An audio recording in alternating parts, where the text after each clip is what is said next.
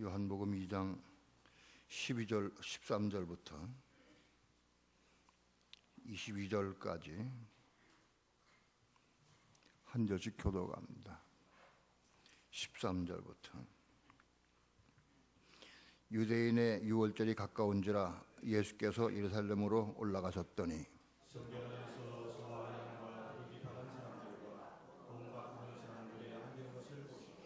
노끈으로 채찍을 만지사 양이나 소를 다 성전에서 내어 쫓으시고 돈 바꾸는 사람들의 돈을 쏟으시며 상을 엎으시고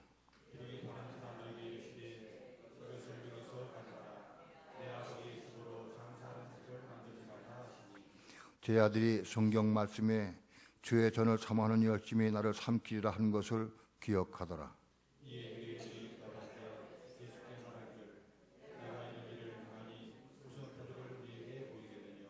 예수께서 대답하여 가라 하되 너희가 이 성전을 헐라 내가 4월 동안에 일으키리라.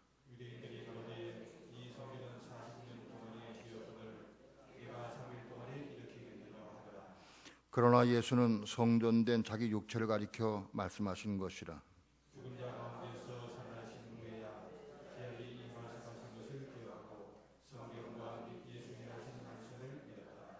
아멘.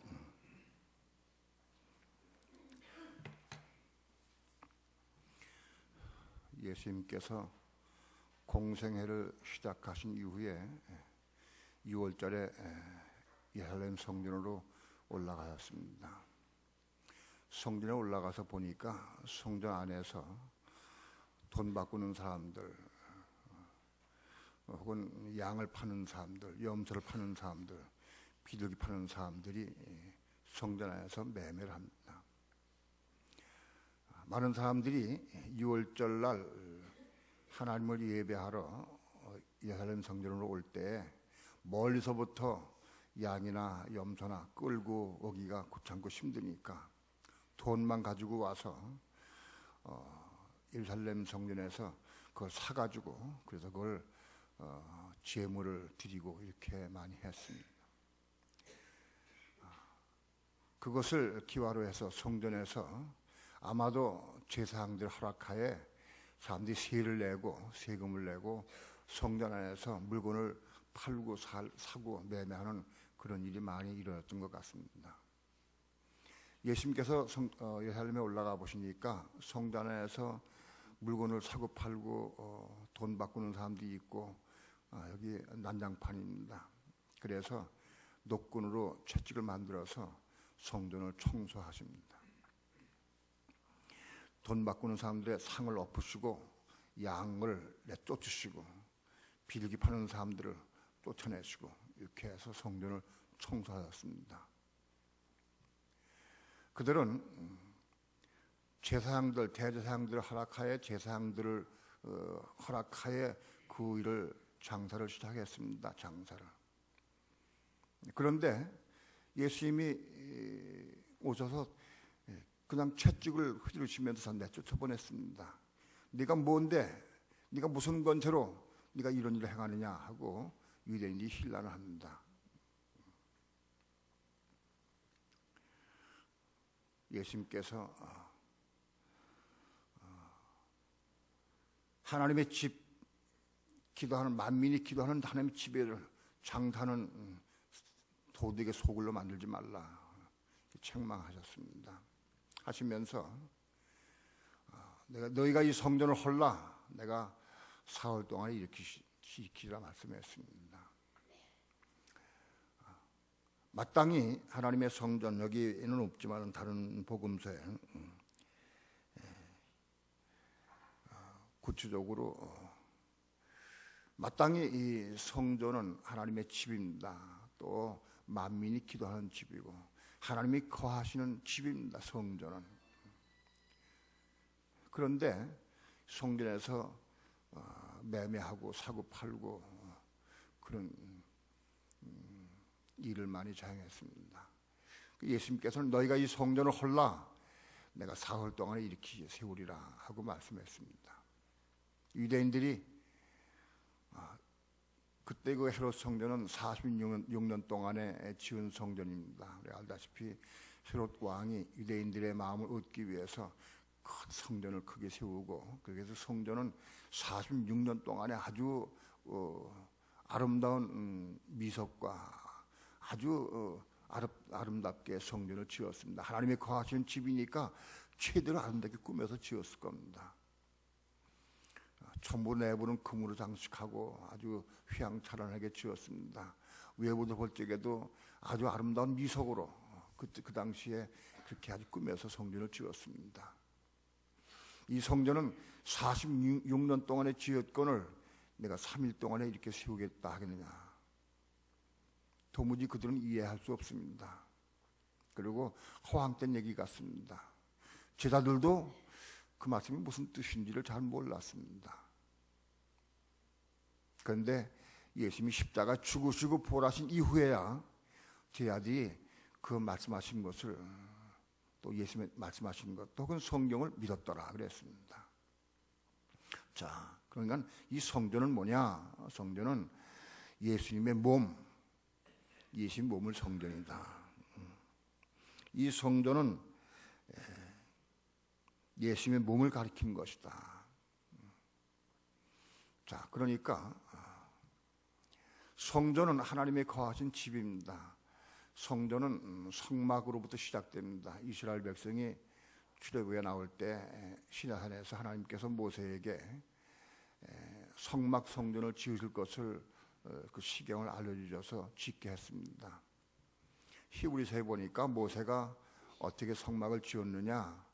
하늘에 있는 성전, 이미 하늘에 성전이 있는데 하늘에 있는 성전의 모양을 식양을 본따서 그래서 지었다. 성막 성전을 지었습니다.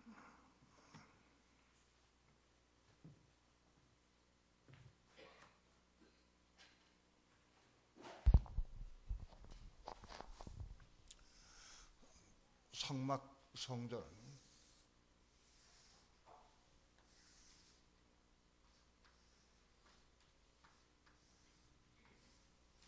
이 문은 항상 동편으로 향하게 되어 있습니다. 그리고 여기 들어가면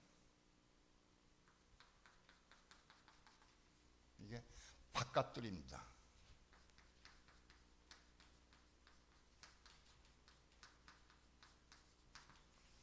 바깥들은 들어가면 제물을 태워드리는 제단이 있습니다. 그건 번제단은 제단이 있습니다. 그 다음에 제단 앞에는 물두멍이 있습니다.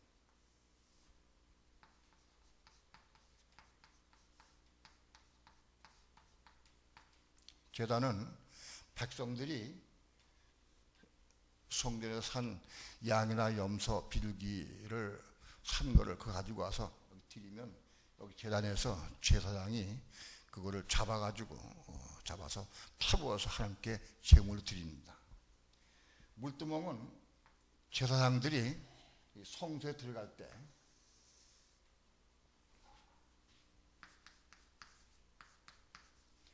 성소는 제사장만 들어가는데 제사장들이 성소에 들어갈 때 물두멍에서 수족을 씻고 들어갑니다. 만일 수족을 씻지 않고 들어가면 죽음을 당합니다. 그래서 반드시 꼭 수족을 씻고 성소에 들어가게 되어 있다. 성소에 들어가면 7 촛대가 있습니다.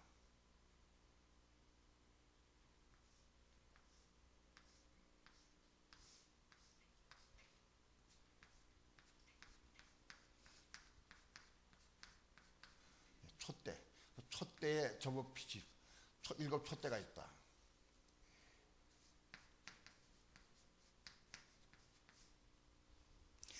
촛대 7이 있습니다.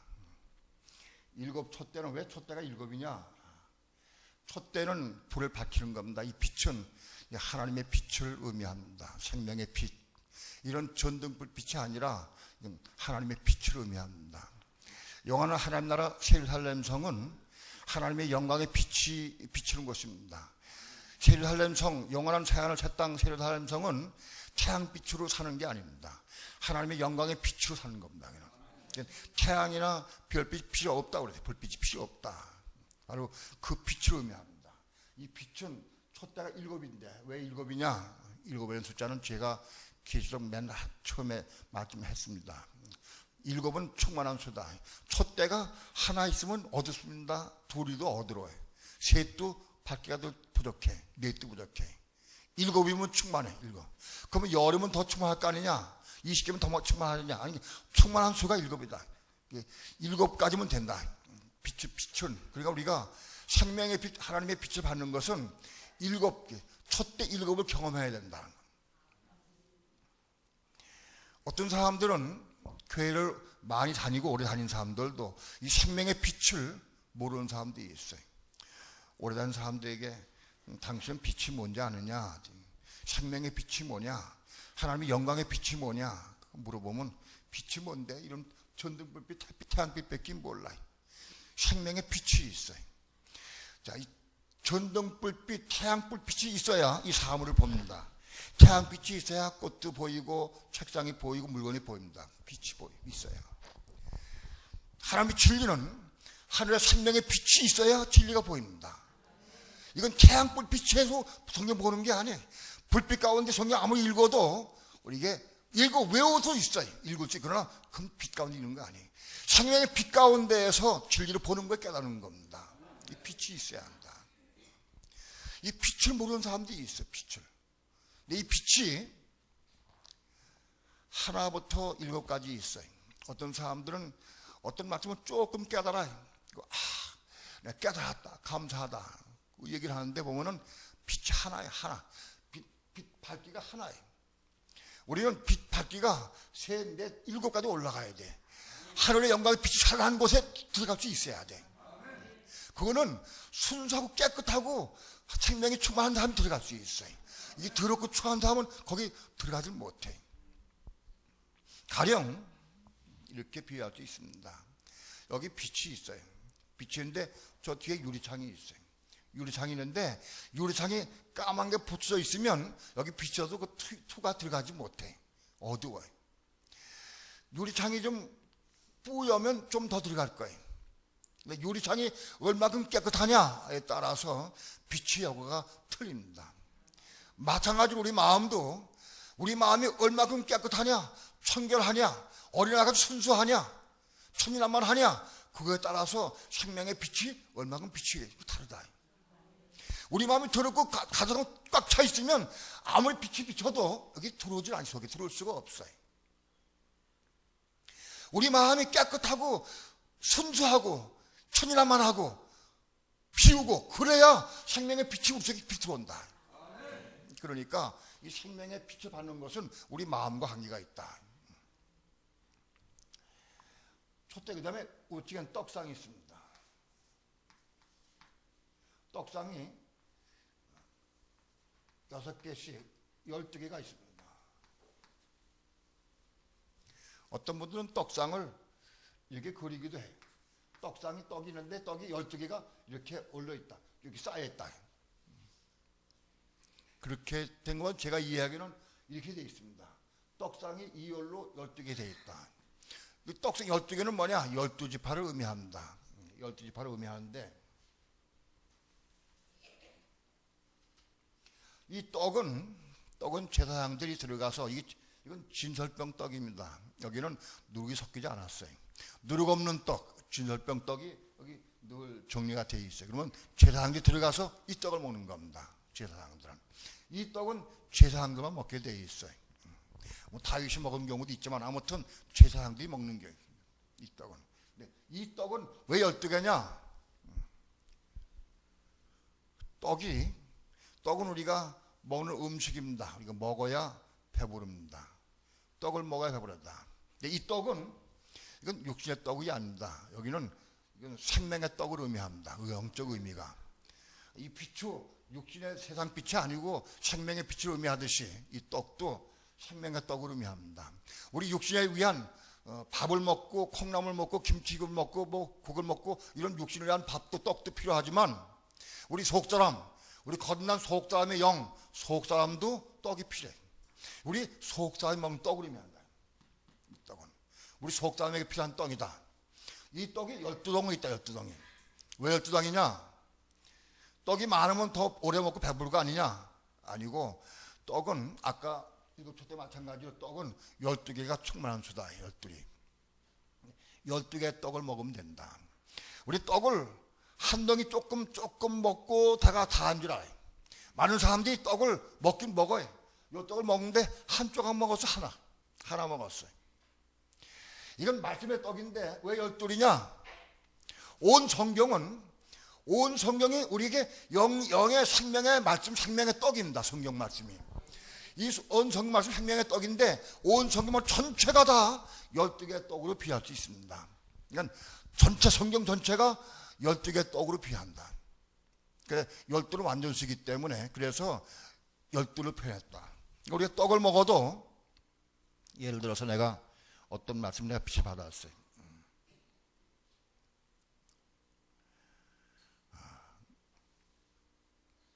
긍휼히 여긴 자는 긍휼히 여김 받을 것이요. 다른 사람을 긍휼히 여기는 사람이 긍휼히 여김 받는다. 우리가 이 땅에 살면서 다른 사람을 긍휼히 여기지 못하고 판단하고 정죄하고 비방하고 그런 사람들은 그렇게 심판에 가서도 긍휼히 여김 받지 못한다. 긍휼은 심판을 이기고 자랑하느니라. 다른 사람보다 긍휼히 여길 수 있어야 한다. 오늘 우리는 가정생활에서 아내가 뭔가 내 마음에 맞지 않게 행동할 때 정말로 긍휼히 여길 마음이 있느냐? 어째 저 모양이냐? 어째 저럴까? 우리 판단하고 정죄하느냐? 정말로 안 올 수 있는 마음이 있느냐? 사람은 전부다 자기 기준이 다 있어. 내 기준대로 안 되면 속상해. 화가 나. 미워져. 판단하고 정죄해. 그런 사람은 하나님의 심판대 앞에 가서 심판받는다. 어떤 경우도 우린 긍휼히 여길 수 있어야 한다. 긍휼은 뭐냐? 사랑의 마음으로 품고 안는 거예요. 상대방이 뭔가 잘못했을 때 그걸 지적하고 판단하고 정죄하는 게 아니. 사랑으로 안는 거, 긍휼히 여기는 건. 어떤 사람이 어느 날 긍휼히 여기는 게 뭔지 깨달았어요. 맞구나. 내가 긍휼히 여길 마음이 부족하구나. 긍휼히 여겨야 되는데 하고 이 말씀 먹었어요. 그건 한 가지 떡 먹은 거예요. 무수한 떡이 엄청 많아. 12개 떡이 있어. 12개. 떡을 다 먹어야 돼. 그냥 이거는 호떡같이 지어 먹는 게 아니. 생명의 빛이 비춰서 그 말씀을 내가 마셔야 돼. 속 사람이 떡을 먹는 게 뭐냐? 말씀의 떡을 먹는 겁니다. 어떤 사람은 아내들은 남편에게 순복하라. 그러면 여기 순종하는 사람들도 있고 순종하려고 애를 쓰는 사람도 있어요. 어떤 사람은 그냥 되는 대로 살아가는 거지. 뭘 꼭 특별히 내가 뭐 순종 안 하는 게 뭐 있나? 그런 사람도 있어요. 그런데 보통 때는 몰라요. 그 전에 저는 제 집안 식구들, 제 가족을 제 비유를 많이 듭니다. 딴 사람들은 잘못하면은 시험 들으니까. 제 가족은 제가. 그 전에 우리 어머님이 지금 돌아가신 지 이제 몇 개월 됐어요. 이 예배당을 지으시고 예배당 지은 다음에 이 예배당 건물 고지 예배당 지은 다음에 여기서 첫 예배 드릴 때 시를 적어서 시를 낭독하려고 시가 적어 놓았어요. 그런데 그 시를 적어 놓으시고 고지 성전을 지은 거를 적어 놓으시고 낭독하려고 다 준비했는데 그만 성전이 이게 이 예배당이 완성되기 한 열흘 전에 돌아갔어요. 열흘 전에. 마음이 참 아파요. 근데 우리 어머님이 저는 초등학교 3학년 때부터 교회 다니신 분이에요. 옛날에. 그리고 은혜 받고 정말 실제로 신앙생활 잘하는 것은 초년 때부터 신앙생활 참 잘하셨어요. 교회에서도 이름나게 초년 때부터도 이름난 성도에서 초내여서도 우리 어머님이 우리 할아버님이 목사님이셨는데 수원 성결교회 계실 때 우리 어머님이 가시면 수원 성결교회 가끔 오셔가지고 우리 할아버님이 집회를 하셨어요. 그러면은 맨 앞에서 말씀을 제일 많이 듣고 아주 제일 말씀을 잘 듣는 분이 우리 어머님이. 그 할아버님이 설교하시다가 가만히 보고 처녀가 다 마음에 든다. 그래서 며느리로 점 찍어놨어요. 그런데 우리 아버님은 그때 교회 안 다니셨어요. 근데 아무튼 그래가지고 우리 할아버님이 우리 어머니를 점 찍어 놓아서 며느리 삼았어요. 우리 어머님은 육신적으로 교회적으로 자랑할 만해서 솔직히 자랑해요. 제가 어려서부터 많이 커서 학교 다닐 때까지 쭉 봐온 우리 어머니는 거의 생 전체를 교회를 위해서 헌신하는 분이에요. 자랑할 수 있어요. 외삼미동교회 예배당 지을 때 흑벽돌로 우리 할아버님하고 작은 할아버지하고 흑벽돌로 한 5,000장을 흑벽돌 찍어가지고 거기다가 볏짚을 깔아가지고 황토옥으로 흑벽돌을 완전 찍었어요. 찍어가지고 예배당을 지었는데 세워서 흑벽돌로 세웠는데 그 밤에 비가 왔어요. 밤에 비가 와가지고 어머니가 나가보니까 비가 다 허물어져 버렸어요. 완성되고 지붕을 씌우면 괜찮은데 지붕 씌우기 전에 벽만 세우는데 비가 왔어요. 허물어져 버렸어요. 우리 어머니 나가서 밤새도록 흑벽돌 부서진 거 빼고 4,000장을 혼자 전부 다 쌓았어요. 쌓아가지고 전부 비를 덮어놨어요. 밤에 부들부들 비 오는데 부서지지 않은 거 흑벽돌만 쌓아가지고 한 예를 들면 우리가 그렇게 해서 우리 어머니 교회 아주 1등 신자예요. 제가 보기에 정말 자랑할 만해. 내가 뭘 말씀드리냐 하면 그런데 우리 어머니한테 그랬어요. 어머니 그렇게 믿어서는 천국 못 갑니다. 청천벽력 같은 아들이. 내가 왜 못 가냐? 내가 왜 못 가냐? 별도 다 봐도 야 믿으면 천국까지 난 분명히 믿는데 왜 못 가느냐? 어머니 내가 보니까 아버님에게 순종 못하셔. 어머니가 순종 못하신다. 내가 순종 못한 게 뭐 있냐? 아니 평생 잘하셔 평소에는. 근데 의견이 엇갈릴 때 아버님과 어머니 의견이 엇갈릴 때 그때는 순종 못하셔. 안 따라가. 그것이 진리 비진리 그것이 아니고 자기 마음에 안 들을 때 안 들을 몇 번 다투시더라고.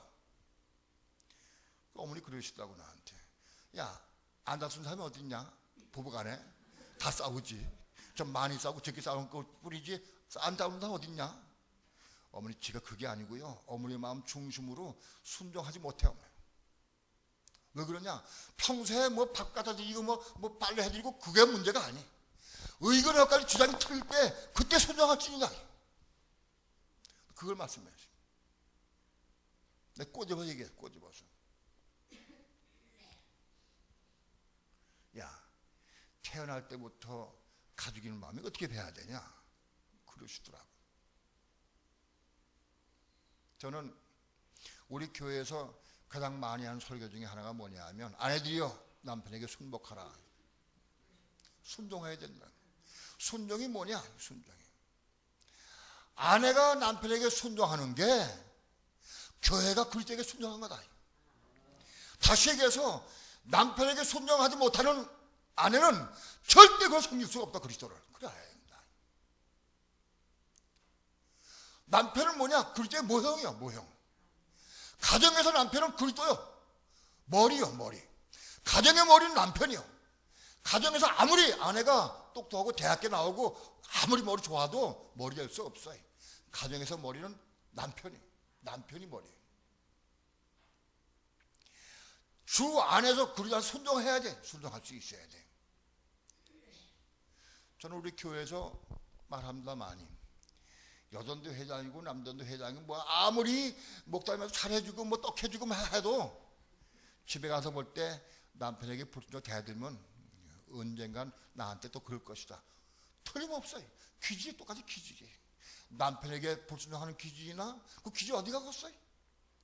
교회 하면 나중에 수틀으면 목사하고도 틀어버려 한다고요.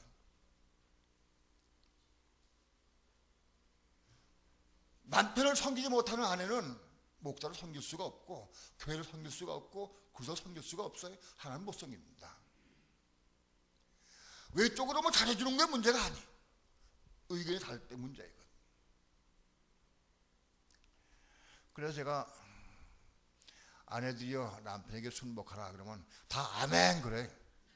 근데 누가 아무 못해 어저께 대판 싸운 사람, 그럼 아멘이 아니요. 그 사람은 아멘이 안 나와.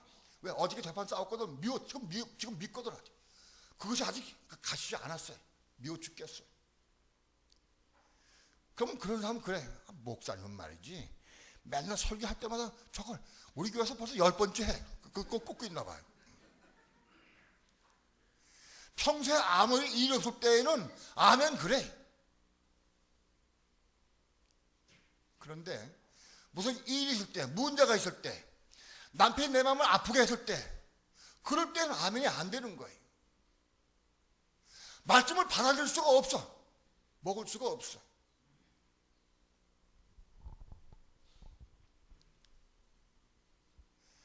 말씀의 떡을 남편에게 순복하라. 이게 말씀의 떡이야 이게. 근데 이거를 아멘, 내가 마음을 아프게 했어도, 내가 괴로워도 슬퍼도, 정말 내가 정말 미워도 이건 말씀이니까 내가 먹어야 한다. 아멘 하고 받아들이고 먹어야 한다. 그게 먹어지지가 않아요. 이게 어려워요. 그럼 어떻게 하느냐? 하나님, 말씀을 내가 먹긴 먹어야 되는데 남편이 내가 너무 믿습니다. 너무 믿습니다. 나 죽을 지경입니다. 화가 납니다. 증오스럽습니다. 선서할 수가 없습니다. 근데 어떻게 순종합니까? 기도하는 거예요. 하나님, 내가 정말로 이 말씀 내가 먹을 수가 없습니다.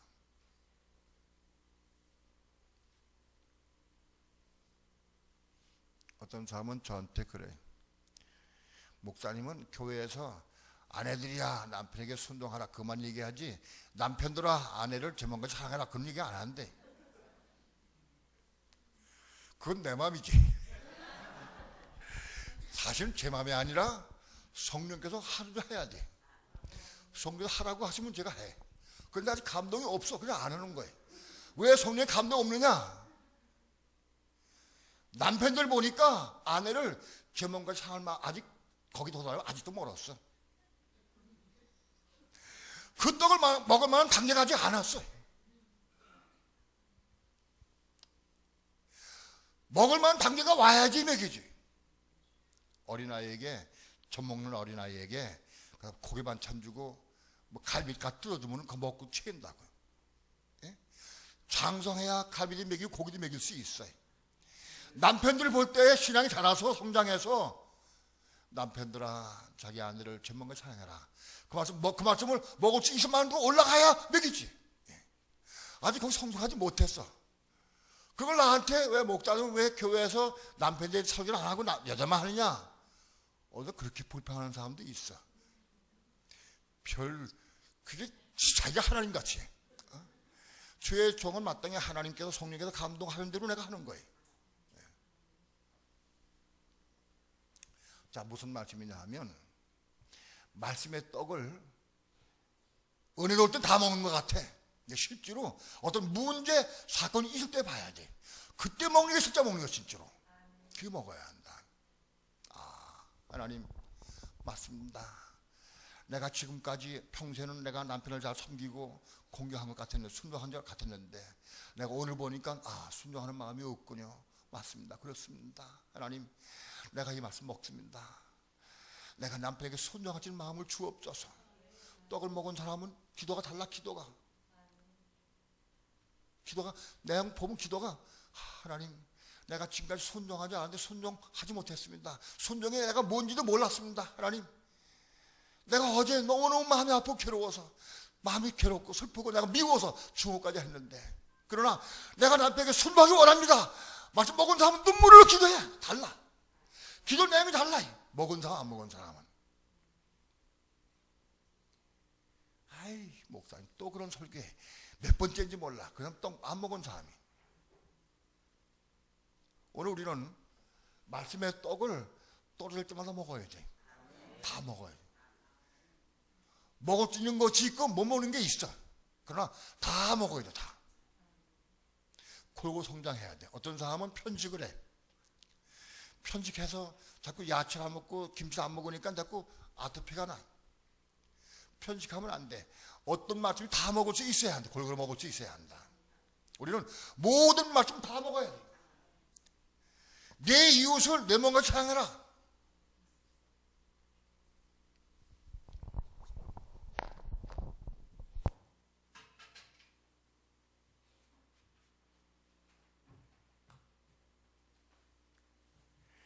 내 이웃을 내 몸같이 사랑하라. 그 말씀 붙잡고 씨름을 했습니다. 하나님 이웃을 내 몸같이 사랑하라고 그러시는데 내가 정말 사랑하기 원합니다. 기도했어요. 사랑해달라고 기도했어요. 많이 기도했습니다. 내가 성도를 내 몸같이 사랑하지 못하고 내가 어떻게 목회할 수 있겠습니까? 사랑할 수 있게 기도했어요. 어느 날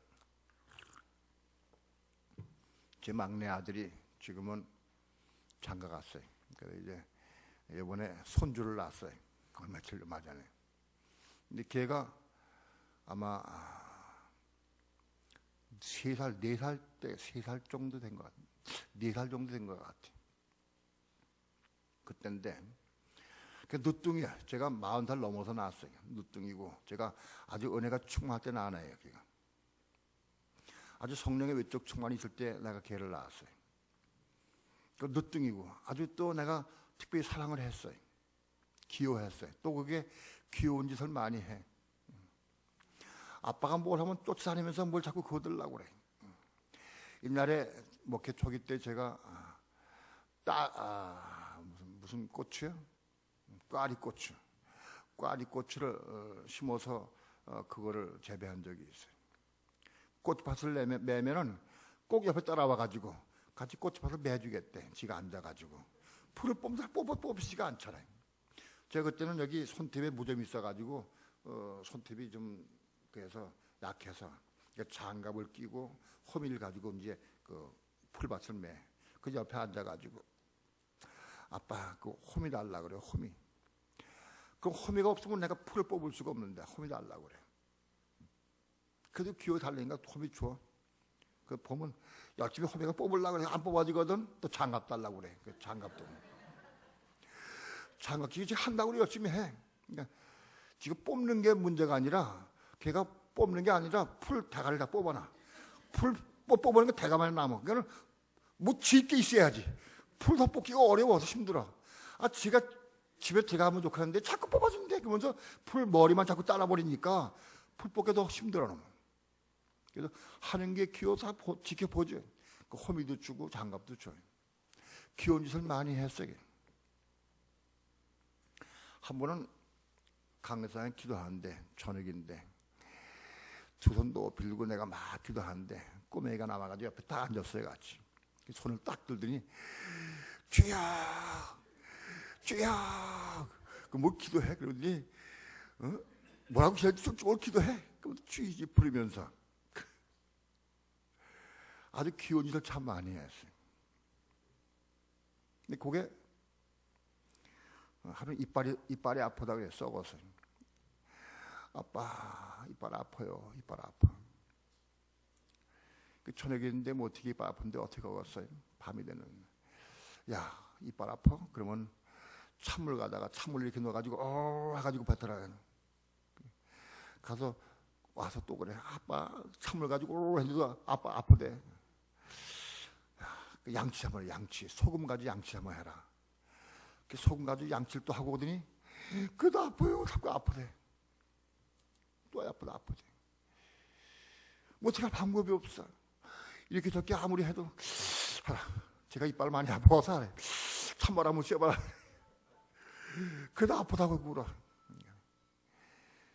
아니 제가 아프면 참아야지. 자꾸 아프다고 그래. 몇 번 참다가 나중에는 한 2시간 동안 매달리고 그러는데 나중에 내가 신경질을 부렸어요. 그랬더니 내가 저한테 야단치고 신경을 부린 적이 별로 없거든요. 근데 깜짝 놀라가지고 눈이 뚱그려가지고 막 아빠가 야단치고 신경을 부리니까 막 놀래가지고 그냥 울다가 자버렸어요. 내 마음에 그 꼬맹이를 제가 그 사랑하는 아들을 야단치고 신경을 부렸으니까 마음이 아파. 그래서 강에 엎드려 기도했어요. 하나님. 딱 기도하는데 하나님 음성이 들려오더라고요. 야, 너 사랑하는 아들 이빨이 아플 때 네 이빨이 아프냐? 안 아픈데. 아들이 아무리 이빨 아파도 내 이빨 안 아파. 아프지가 않아. 그리고 말씀 굳었어요. 내가 가장 사랑하는 아들의 이빨이 아파도 내 이빨은 안 아프더라고요. 근데 어떻게 내가 내 이웃을 내 몸과 사랑하느냐? 내 아들도 내 몸과 사랑이 하는데 귀찮아. 자꾸 귀찮아. 몇 시간 동안 하니까 귀찮아. 밤에 약국도 없고 통행주의가 있을 때인가 잘 모르겠어요. 약 살 수도 없고 어떻게 할 수가 없어요. 해줄 수가 없어요. 새벽 기도 시간은 가까우는데 자꾸 달라붙고 그러니까 짜증이 나요. 야단쳤어요. 그때 음성이 들렸어요. 내가 가장 사랑하는 내 아들이 아파도 내가 안 아프지 않느냐. 내가 아들이 아파도 내가 내 몸같이 내가 할 수 없지 않느냐. 제가요, 그날 제가 울었습니다. 하나님, 내가 사랑하는 내 아들도 내 몸같이 사랑할 수 없는데 내가 다른 이웃을 내가 생판 얼굴도 모르고 만나본 적도 없고 경험도 없고 아무것도 모르는 사람들 성도들이 있는데 그들 내가 내 몸같이 사랑할 수가 없습니다. 어떻게 해야 내가 내 몸같이 사랑할 수 있겠습니까? 제가 울었습니다. 제가 그때부터요, 그때 교인이 조금씩 불어날 때입니다. 그런데 그 이후로 제가 충격받았습니다. 내가 교인들을 내 몸까지 사랑하면서 내가 교인을 양육하고 먹여야 되는데 내가 내 자식 셋이요, 딸 하나 아들 둘 있습니다. 딸 하나 아들 둘도 내 몸같이 사랑할 수가 없죠. 내 몸같이. 그 셋 키운 것도 내가 기진맥진했어요. 돈도 없고 너무 어렵고 힘들어서 얼마나 많이 신경을 쓰고 얼마큼 많이 애를 태우고 얼마큼 많이 마음 아파하고 그 새 키우는 것도 너무너무 어려웠어요. 그런데 지금 한 40명 되는데 이 40명을 내가 어떻게 키웁니까? 내가 더 키울 수 없습니다. 내가 양육할 수 없습니다. 내가 하나님 앞에 울며 통곡했습니다. 하나님, 나 자신 없습니다. 나 그만 보내주십시오.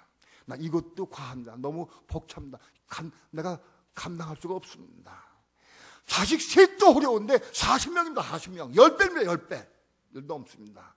내가 어떻게 감당합니까? 그래서 모여가지고 많은 사람하고 내버려두고 하면 괜찮을까? 1000명 맞는데 괜찮아요. 근데 양육을 해야 돼. 키워야 돼. 자식까지 키워야 돼. 내가 울면서 기도했습니다. 하나님 앞에. 하나님, 나 감당할 수가 없습니다. 자식 세 키우기도 어려운데 이 사람들 40명 내가 어떻게 키웁니까? 내가 어떻게 양육합니까? 나 도저히 내 몸같이 사랑할 수가 없습니다. 자신 없습니다. 여러분, 이웃을 내 몸같이 사랑하라. 그걸 이루어야 됩니다. 그걸 이루어야 돼. 원수를 사랑하라. 그냥 들을 말이 아니에요. 이루어야 돼. 그건 예수 안 믿는 사람도 알아. 예수 안 믿는 사람들이 예수 믿는 사람들에게 혈기 부리고 미워하면 너 당신은 교회에서 뭐 배웠어? 원수 사랑하는데. 그거 가지고 얘기합니다. 예수 안 믿는 사람도 알아요. 교회 다니는 사람 치고 이 말씀 모르는 사람이 없어. 원수 사랑하라. 그거 다 알아. 그런데 제가 뵙기에 원수를 사랑할 수 있는 사람은 별로 많지 않아요. 별로 많지 않아요. 손양은 목사님 전기를 보니까 그분은 사랑하신 것 같아. 문둥이의 피골은 빨았다고 하니까 사랑했죠. 예, 사랑해. 주기철 목사님 보니까 성도를 제목과 사랑했어요. 제가 주기철 목사님 전기를 보니까 성판에 못을 박은 성판을 거꾸로 집어넣고 성판 못을 나온 성판을 깔아놓고 너희 교인들이 예수 안 믿겠다고 하면 내가 성판을 안 걸어도 된다. 믿겠다고 하면 내가 성판 걸어가야 된다. 교인들 많아놓고 옆에 얘기합니다. 여러분, 당신 목사 사랑합니까? 사랑 안 합니까? 사랑합니다. 형사가 물어봅니다. 교인들이 사랑한다고 얘기를 해. 당신 목사가 모두에 걸어간 거 볼 거야, 안 할 거예요? 입으로 부인만 하면 목사가 이 선판 위에 안 걸어도 된다. 그러나 여러분들이 부인 안 하면 주기철 목사 걸어가야 한다. 어디 한번 해봐라. 하고 얘기를 했습니다. 주기철 목사님이 자기들 교인들이 웅성웅성합니다. 우리 목사님, 우리가 한마디 말만 부인하면 못 이러고 안 걸어가야 되는데, 우리가 신하면, 예수 신하면 모두 걸어가야 되는데 어떻게 될까? 마음이 흔들흔들합니다. 목사님 그걸 봤습니다. 목사님이 교인들 향해서 안전시키고 못 위로 걸어갑니다. 목사님이 못 위로 발을 내디고 오른발을 딱 걷고는 힘을 주니까 그래 왼발 뛸 거 아니에요. 못이 쫙 박혀서 발도로 올라옵니다. 못이 박혀서 한 번 또 내쉽니다. 모두 걸어갔습니다.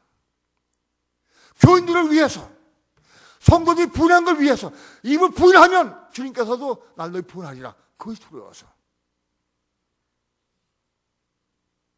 그래서 모두 걸어갔습니다. 이웃을 내 몸과 사랑하라. 온 사랑하라. 그걸 이룬 삶. 그 이루는 게 쉬운 게 아니에요. 어려워요. 이걸 이루어야 된다고. 이걸 먹어야 이루어진다고. 말씀 먹어야. 먹을 먹어야 한다. 오늘은 피상적으로 교회 다니는 게 아니에요. 저는 그 책을 읽으면서 통곡을 했습니다. 왜 통곡을 했느냐? 난 죽었다 깨도 못할 것 같아, 그렇게. 난 못할 것 같아. 자신이 없어. 내가 통곡을 했습니다. 갈 수가 없을 것 같아. 여러분, 말씀은 먹는 겁니다. 먹어야 그 말씀이 내 속에 능해가지고 힘이 돼가지고 생명 받습니다. 먹어야 한다. 이론이 아닙니다. 실제다. 오늘 생명의 떡이 뭔지 알아야 됩니다. 말씀을 먹는 겁니다. 속단을 먹어야 돼. 이걸 그냥 100번 읽어도 소용없어요. 이해다 소용없어요. 먹을 수 있어야 한다. 오늘 많은 그리스도인 가운데에서 성소에 들어가서 생명의 떡을 먹는 사람이 많지 않아요. 떡을 먹는 게 뭔지도 몰라. 먹는 게 뭔지 몰라. 머리 이해하는 줄 알아요. 입으로 아멘하면 되는 줄 알아요. 먹는 게 뭐예요?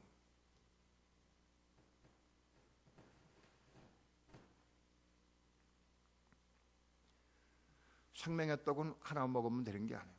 12덩이 떡을 다 먹어야 돼. 온 성의 모든 말씀을 다 먹을 수 있어야지. 기분 좋으면 먹고 기분 나쁘면 안 먹고, 내가 마음에 맞으면 먹고 틀리면 안 먹고, 그런 게 아니에요.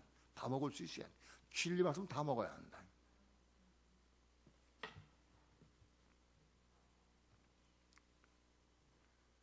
성소에 들어가서 생명의 떡을 먹어야 한다.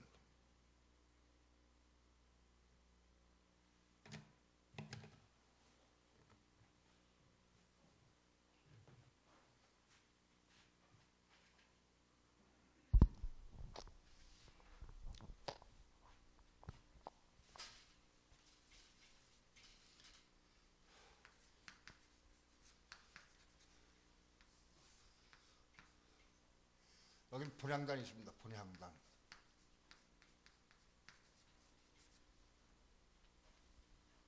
분향단에 제사장에 들어가서 촛대를 정리하고 떡상에 떡을 먹고 분향단을 정리합니다. 분향단에서 향을 사르고 하나님 앞에 향불을 올려서 영광을 돌려드립니다. 향을 사르. 간단하게 소개를 합니다. 간단하게. 그 다음에 지성소입니다. 지성소.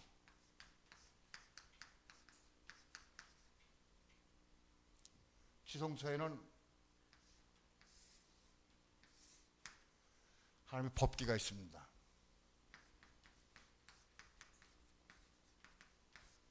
법궤 위에는 금항아리 속에 만나가 있다.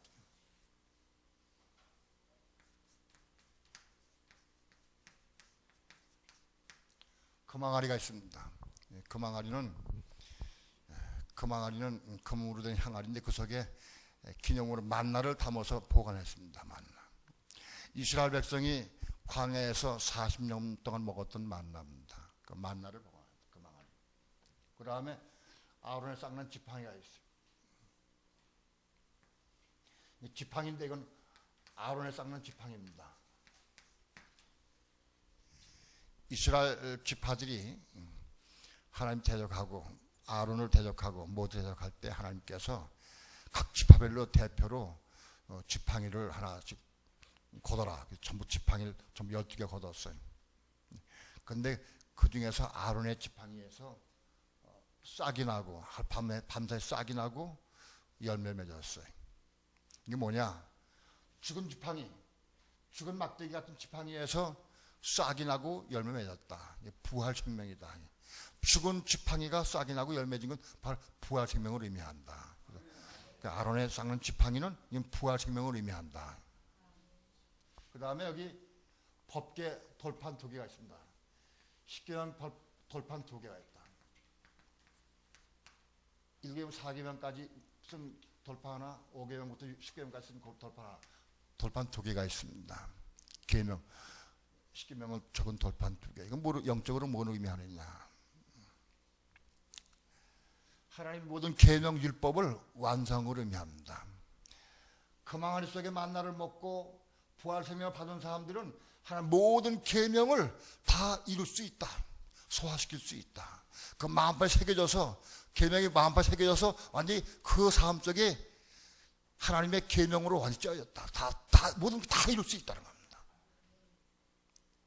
그게 영적 의미입니다. 부활 생명 받은 사람들이 하나님의 모든 계명 율법을 다 이룰 수 있다는 겁니다. 이것이 성막 성전의 모형입니다. 성막 성전의 모형이고, 이것보다 가나안 땅에 들어와 가지고 이 성막 성전이 예루살렘 성전, 솔로몬 성전으로 바꿔졌는데, 그 크기가 성막 성전은 이 법궤의 크기가 10규빗이에요. 10규빗. 모형 외형은 다 이게 컸는데 법궤를 따지면 법궤는 10규빗. 지성소의 크기가 10규빗입니다. 가로 세로 높이가 10규빗이다. 한 규빗은 약 사람 팔꿈치 손끝까지니까 약 한 40cm, 한 50cm 됩니다. 50cm니까 10규빗 5m입니다. 5m. 지성소의 크기가 가로 세로 높이가 5m였습니다. 성막 성전은. 그런데 솔로몬 성전은 지성소의 크기가 20규빗입니다. 10m입니다. 그러니까 가로 세로 높이가 10m인 정 6면체 입방형체입니다. 20m, 10m, 20규빗의 정 6면체입니다. 그게 지성소 크기입니다. 자, 이렇게 해서 아무튼 성막 성전 혹은 솔로몬 성전 혹은 헤롯 성전 다 마찬가지로 이렇게 되어 있습니다. 바깥들과 성소와 지성소 되어 있다. 이게 성전인데, 여기 하나님이 여기 계시는데 어디 계시느냐? 지성소 안에 시온자 위에 이 지성소에 계셨다. 하나님이 지성소 안에 계시면서 이 지성소에는 대제사장이 1년에 1차씩 들어갑니다. 대속죄일 7월 10일 날 대속죄일 날 암송아지, 붉은 암송아지 재를 잡아서 그걸 잘 뿌리고 그 피를 바르고 그 재를 뿌리고 이렇게 해가지고 물을 뿌리고 해서 지성소에 들어갑니다. 지성소에는 대제사장만 1년에 한 번 들어가고, 그 다음에 성소는 제사장들만 매일 들어가서 성소를 정리하고 떡을 먹고 보랑대에서 함께 영광 돌리고 이렇게 합니다. 여기는 일반 백성들, 바깥들은 일반 백성들이 와서 번제한 제물 드립니다. 제물 드리면 제사장이 제물을 태워 살립니다. 그리고 물두멍은 제사장들이 성소에 들어갈 때 수족을 짚고 들어가는 겁니다. 물두멍에다. 이게 성막 성전 혹은 성전의 모형입니다. 성전.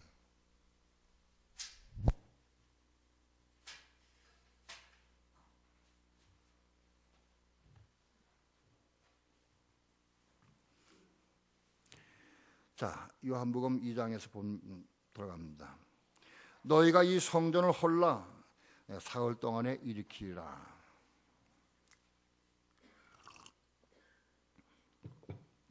이 성전은 유대인들은 어떻게 이해했느냐면 헤롯 성전 46년 동안에 지은 헤롯 성전을 의미한 줄로 알았어요. 그래서 유대인들이 야, 이 성전은 46년 동안에 지었는데 내가 3일 동안에 세운다고 하느냐 하고 희한했습니다. 그러나 사실 예수님은 자기 몸을 가르쳐 말씀했다. 성전은 자기 몸이다. 몸. 성전된 자기 몸을 가르쳐 말씀하신 것이다. 그런데 이것을 제 아들은 그때는 몰랐는데 예수님 십자가 죽으시고 부활하신 이후에라야 바로 그때 그 말씀이 자기 예수님 몸을 말씀하신 거구나. 그걸 깨달았다는 겁니다. 자, 그러니까 자 보세요. 성전은 뭡니까? 성전은 하나님이 거하시는 집입니다. 전 임시 집입니다. 성막 성전, 예루살렘 성전은 임시 집입니다. 성전의 완성은 새 예루살렘 성이 성전의 완성입니다. 조금 더 소개를 드리면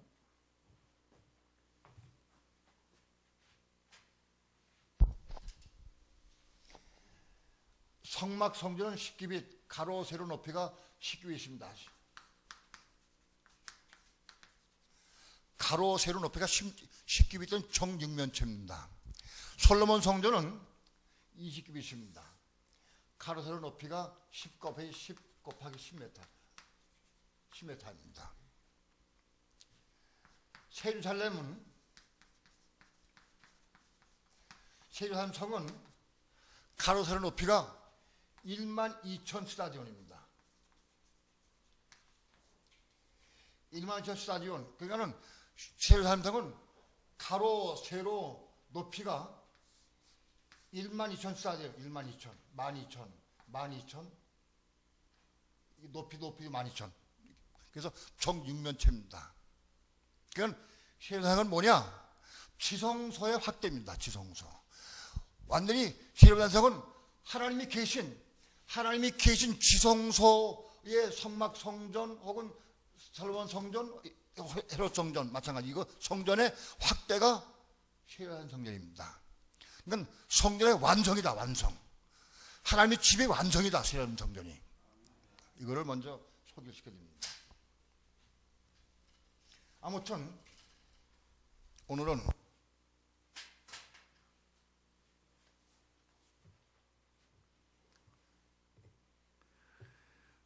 제가 왔다 갔다 하면 좀 힘이 없어서요. 서서 있기가 좀 그래서 제가 조금 불편해서 죄송합니다. 왔다 갔다 하는 게.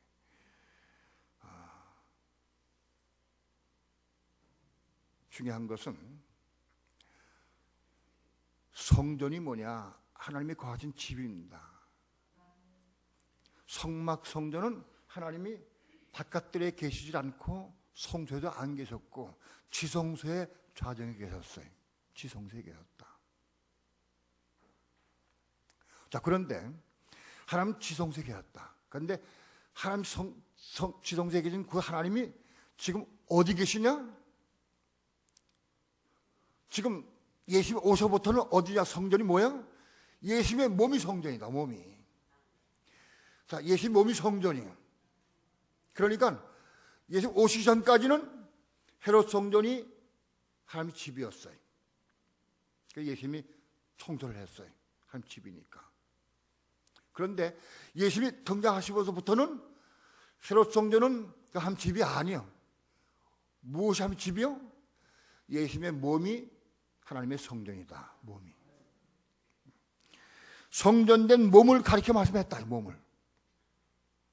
예수님의 몸이 성전이다. 몸이 성전. 자, 그러니까 신약에 와서 구약 때에는 솔로몬 성전, 헤롯 성전이 하나님 집이었지만 신약에 와서는 예수님의 몸이 성전이다. 가령 예를 들어서 예수님이 제자들과 함께 베다니에 있는 마리아의 집에 자주 가셨어요. 나사로와 마리아의 집에 가서 식사도 하시고 쉬시기도 하고요. 또 예수님 성전에 갔다가 또 쉬시기도 하고 그렇게 했어요. 그럼 예수님이 마리아의 집에서 나사로와 함께 있으면서 대화하고 거기서 말씀을 전하시고 식사하시면 하나님은 어디 계셨을까요? 헤롯 성전에 계셨을까요? 마리아의 집에 계셨을까요? 하나님은? 예? 하나님은 어디 계셨어요? 성전된 몸, 예수님 몸 안에 하나님이 계셔. 예수님 속에 하나님이 계셨어요. 그러면 지금 성전은 헤롯 성전은 움직이지 않은 건물이에요. 건물. 근데 지금 성전은 예수님 몸이 성전이요. 예수님이 마리아의 집에 가면 거기 성전이요. 예수님이 몸이 갈리 바다에 가면 갈리 바다에 거기 성전이요. 성전. 예수님이 거기 계신 곳이 성전이요. 성전.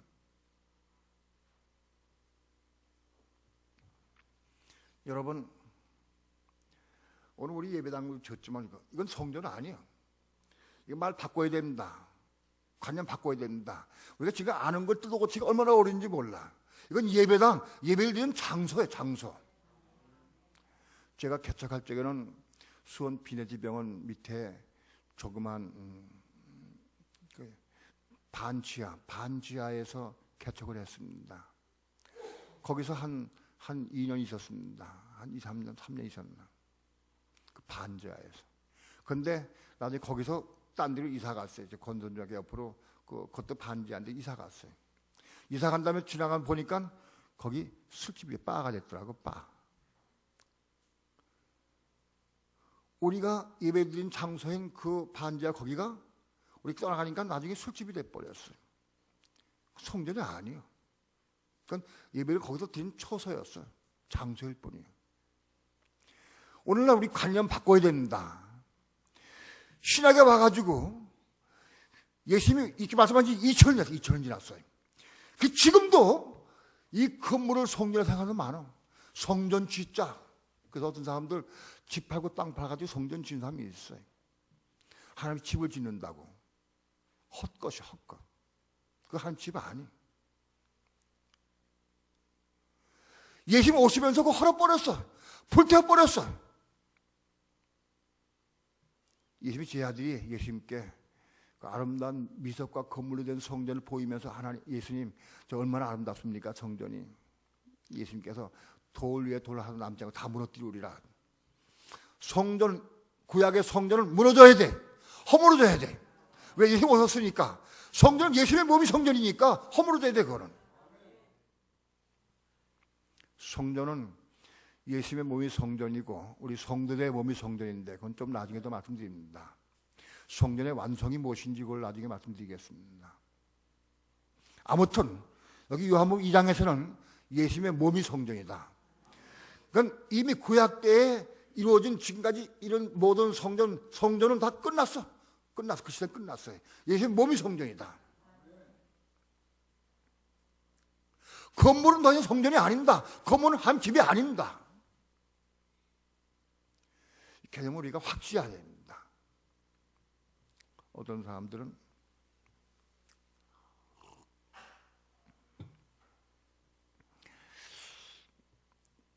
말씀이 끝난 다음에 모여서 그거 이상한데 왜 그 예배당 그 성전이 왜 성전 건축을 왜 그 성전이 아니라고 그러지?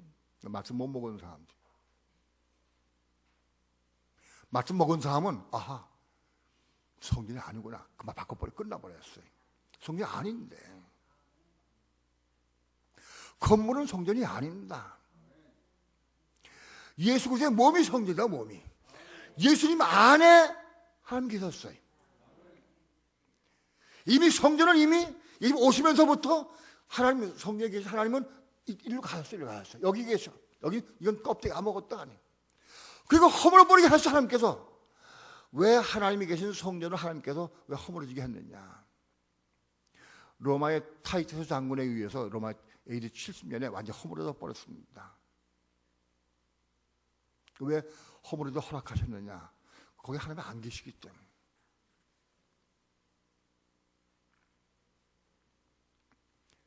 근데 아직도 이스라엘 사람들은 성전을 고대합니다. 성전 지키를 사모합니다. 유대인들은 왜? 유대인들은 예수님을 안 믿기 때문에 그들의 성전이 건물이 성전이에요. 유대인들은 지금도 고대하기를 그 성전터에다가 성전을 짓는 것을 고대하고 있어요. 그들은 예수님을 안 믿기 때문에 아직까지는 그들의 성전은 거기가 성전이다. 오늘 신약에 오늘 믿는 성도들은 이걸 알아야 됩니다. 거기 안 계시다. 우리는 일부러 거기 갈 필요 없습니다. 어떤 사람은 예배당이 성전인 줄 알아요. 예배당. 그래서 여기다 기물 갑자기 호 불어가면서 이거 아주 여기 강에서 올라온 것도 막 두려워해, 무서워해. 강대상에 와서 뛰어놀고 하면 안 되지만은 이거는 강단은 설교하는 장소가 말씀을 선포하는 곳이기 때문에 귀하게 여겨야 돼. 그러나 여기 안 계신 건 아니에요. 착각이. 여기 안 계셔요. 어디 계시냐? 우리 안에 계셔요. 우리 안에 계시라고 하나님이. 성전이 고린도 3장 16절 우리 성전이 몸이다. 우리 몸. 그래서 성전의 완성은 머리인 그리스도와 몸인 교회가 이 앞에서 완전 성전이 완성되는 거죠. 이게 머리인 그리스도, 성전인 머리인 그리스도, 우리 몸인 교회가 하나 붙어서 연합될 때 이 성전이 완성되는 것이다. 그게 집의 완성이에요. 그것이. 자, 그러니까 오늘은 성전된 몸 예수님에 대해서 말씀을 드리겠습니다. 1차적으로 예수님 몸이 성전, 예수님 안에서 하나님이 계셨다. 그러니까 예수님이 베다니아에 계시면 하나님은 베다니아에 계셨어요. 예수님이 갈릴리 바다에 계시면 하나님은 갈릴리 바다에 계셨어요. 근데 제사장들은 빈 성전에서 하나님께 제사적 예물을 드렸어요. 빈 껍데기에서.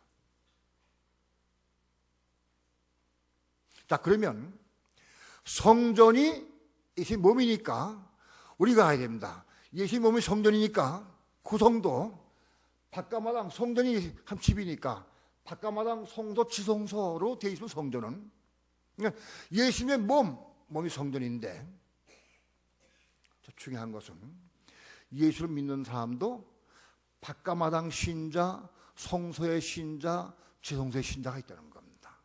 그게 다르다. 유대인들이 성전에서 하나님 섬길 때에도 방마당에서 일반 백성들이 제사와 예물을 드리고 방마당에 와서 섬겼습니다. 제사장들은 성소에서 하나님 섬겼습니다. 촛대를 경험하고 떡을 먹고 분향들을 정리하고 그러면서 제사장들이 성소에 하나님 섬겼습니다. 대제사장만 1년에 한 번씩 지성소에 들어가서 하나님을 뵙고 하나님의 음성을 듣고 그리고 그 음성을 따라서 온 백성을 통치하고 다스립니다. 신분이 하나님 백성 잡으세요. 하나님 백성 가운데 이스라엘 백성 한 백성입니다. 백성 가운데에서 바깥마당에 들어가는 백성이 있고 제사장들 성소에 들어가는 백성이 있고 지성소에 들어가는 백성이 따로 있다. 오늘날 예수 믿는 사람 가운데서도 바깥마당 신자가 있고 성소의 신자가 있고 지성소의 신자가 따로 있다.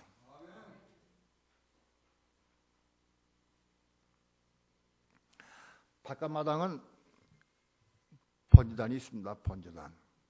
번제단은 말씀드렸듯이 이스라엘 사람들이 양이나 염소를 제물을 가지고 오면 제사장이 잡아서 그걸 제물을 드려서 타워서 드리는 게 번제단입니다. 그건 오늘 우리가 재해석하면 다 아시는 바와 같이 번제단 예수 그리스도의 십자가 죽으심을 상징합니다. 모든 죄물 대신 예수님이 단번에 자기 몸을 제물로 드려서 희생제물을 드렸습니다. 이게 번제단 예수 그리스도가 그 희생된 십자가를 의미합니다. 자, 그러면 보세요. 이스라엘 백성 가운데에서 6월절 날 그 예루살렘에 구경 가자. 사람들 엄청 많다. 구경 가자. 그래서 구경 가가지고 성전을 둘러보기도 하고 또 건물도 보기도 하고 사람들도 대화도 해보고 하여튼 너무너무 사람 많구나. 그래서 성전 겉모양 보고 왔다 갔다 하다 가는 사람들이 있어요. 그런 사람들이 많아. 어떤 사람들은 저 부산도부터 올라와가지고, 부산이 아니라 저기서 여리고로부터 사마리도 올라가가지고, 그래서 예루살렘에 올라가서 성전에 올라가서 내가 이번에 올라가는 동안에 꼭 제물을 드리고 하나님께 제물을 드리고 내가 예물을 드리고 내가 그러고 와야 되겠다. 어떤 사람은 돈을 들여서 제물을 사고 혹은 돈 되는 대로 혹은 비둘기 하든지 양을 하든지, 그것도 못하면은 소재를 사서 밀가루를 사서 드리든지, 아무튼 그렇게 해서 제물을 드리려고 와. 그래서 제물을 드리고 하는 사람이 있고, 많은 유대인들은 제물 드릴 돈도 없고 아깝기도 하고 그냥 구경하고 그냥 보고 가는 사람도 있고, 제물 드리는 사람이 있어요. 자, 오늘 신자들 가운데에서 교회 왔다 갔다 하고요. 교회 왔다가 그냥 구경하고 왔다가 찬양 부르고 기도하고 혹은 헌금하고 혹은 설교 말씀 듣고 그냥 가는 사람들, 그거는 이스라엘 백성들 예배당 구경하는 사람 똑같아요. 구경하는 사람. 성전에 들어가서 번제 안에서 제물을 태워드려. 제사장에 드려서 제물을 태워드리고 양의 염을 잡아가지고 드려서 그거 드리고, 감격이 달라. 오늘 믿는 성도 가운데에서도 교회 와서 은혜 가운데에서 죄물 대신 그리스도를 생각하면서 울면서 기도하고 은혜 받고 회개하고, 죄물 된 그리스도를 내가 체험하고 누리는 거예요. 눈물로 회개하고 자복하고 그다음 날 은혜 받고 기뻐하고, 그게 번제단 체험하는 거예요. 번제단. 많은 예수 믿는 사람들이 교회 왔다 그냥 가. 번제단 체험도 없어. 자, 번제단을 체험하려면은 성전에 들어가야 돼. 동굴에 들어가야 돼. 바깥에서 구경하고도 그럼 소용없어. 문을 들어가서 번제단 제물을 드려야 돼. 제물을 드려야 번제단을 체험할 수 있어.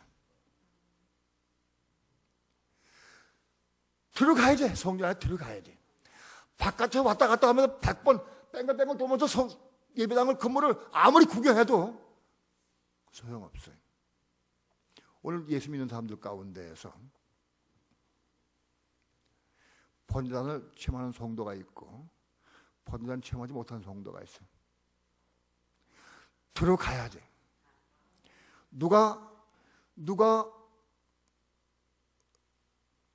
제물된 예수를 내가 체험하고 누리고 예수님의 십자가의 보혈로 내 죄를 사함받고 내 감격에 울고 회개하고 감사하고 은혜 받고, 그걸 누가 체험하느냐? 문을 들어가야 돼. 들어가야 돼. 자, 봅시다. 예수님이 성전이에요. 예수님이 성전인데 예수님 바리새인들도 많이 봤어요. 재앙들도 보고 서기관도 많이 봤어요. 예수님 라비어, 당연히 선생인데, 유대 선생인데 우리가 가이사에게 세를 바쳐야 됩니까? 안 바쳐야 됩니까? 대화도 해서 예수님하고 대화했어요. 근데 그 사람들은 한 번 만났어요. 예수님과 대화해도 한 번 만나지 못했어요. 수많은 사람들이 10,000명, 20,000명씩 모여서 예수님 앞에 떡도 먹기도 하고 또 고기도 나눠 먹기도 하고 또 구경도 했어요. 야, 그분이 기적을 베푸네. 야, 희한한 기적이다. 야, 참 놀랍다. 또 구경하고 돌아갔어요. 그 사람들은 번제단 체험하지 못하는 사람. 많은 사람들이, 유대인들이, 하나님 백성이 예수 만나 봤어요. 대화도 했어요. 지역도 봤어요. 그래도 번제단 체험하는 사람은 드물어요. 번제단 체험하는 사람 누가 번제단 체험하느냐? 어떻게 해? 예수님 안에 들어가야 돼. 예수 안에 들어가야 돼. 문 안에 들어가야 번제 있듯이 우리가 예수 안에 들어가야 돼. 이건 이론이 아닌 실제예요. 그 안에 들어가야 번제 만날 수 있어요.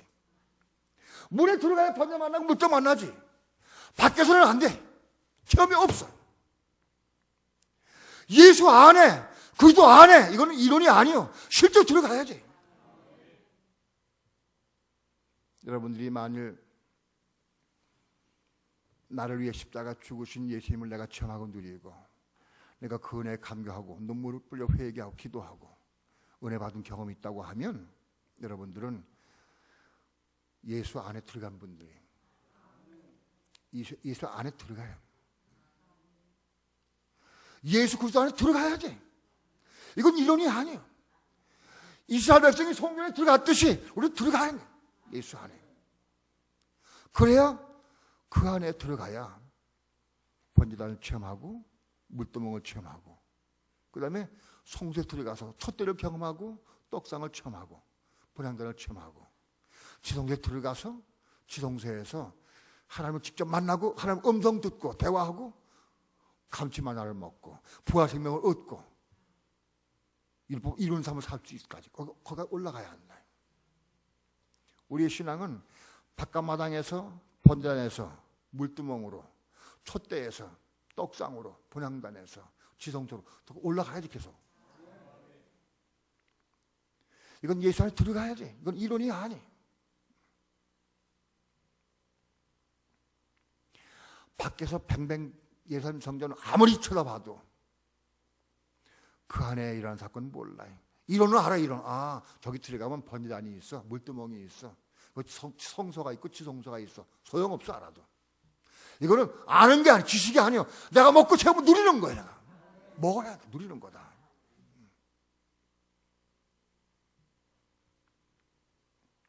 오늘 성전된 그리스도. 그리스도의 몸이 성전이다. 오늘 우리 신앙은 이거 아닙니다. 신앙은 바깥마당 신앙, 성소의 신앙, 지성소 신앙 다르다.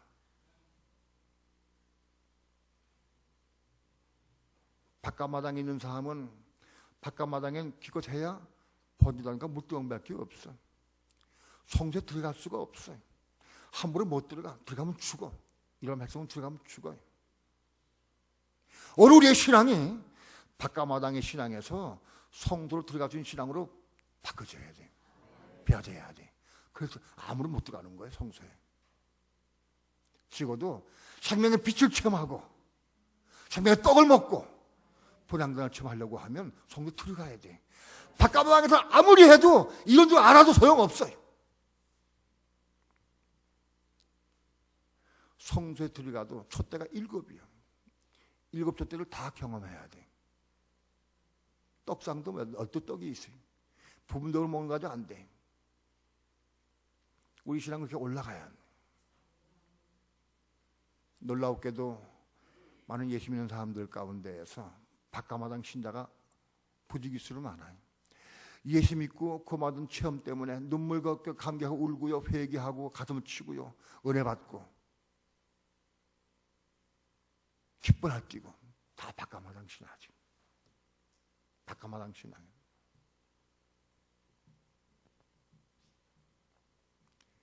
생명의 빛이 받아야 돼.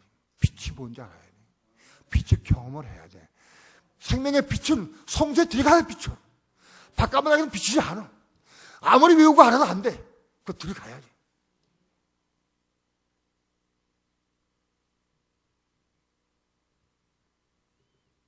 오늘 우리의 신앙은 바깥마당에서 번제단에서 주님을 경험하고 우리의 십자가 죽으신 그리스도의 보혈을 체험하고 너무 감격스럽게 울고 그 체험 있어야 돼. 그리고 물두멍을 체험해야 돼. 깨끗이 씻어야 돼. 수족을 씻어야 돼. 죽어도 제사장으로서 성도 들어갔으면 자격이 돼야 돼. 방마당 신앙에 있는 사람이 성세 신앙 바꿔주려고 하면 그만 깨끗하게 정결하게 돼야 돼. 말도 못해 사모함이 있어야 돼. 회개가 있어야 돼. 나마다 수족을 씻어야 돼. 깨끗이 씻어야 돼.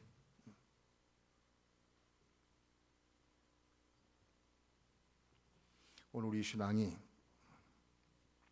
방마당 신앙에서 성소에서 지성소로 올라가는 신앙 되기를 축원합니다. 지성소에 가야 거기 함께 있어요. 그분과 대화하고 있어요. 그거 대화하고 그분의 생명을 내가 맛보고 부활 생명을 체험하고 누리고 감칠맛 나를 먹고 거기가 있어요. 부활 생명은 성소에는 없어. 부활 생명은 아론의 쌍난 지팡이는 지성소 법궤 안에 있어요. 성소에는 없어요. 부활 생명 누리는 것은 하나님의 생명 누리는 건 달라요. 그 생명을 받아야 원수 사랑할 수 있고 이웃을 내 마음을 사랑할 수 있게 돼요. 사랑으로 애를 쓰는 게 아니에요. 저절로 사랑, 그 생명 받으면 저도 사랑하게 돼. 거기까지 우리가 올라가야 돼. 우리 신앙.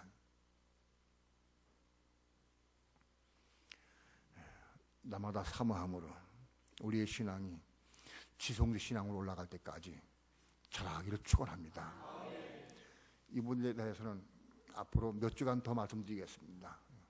세부적으로. 오늘 개념만 오늘 말씀드렸습니다.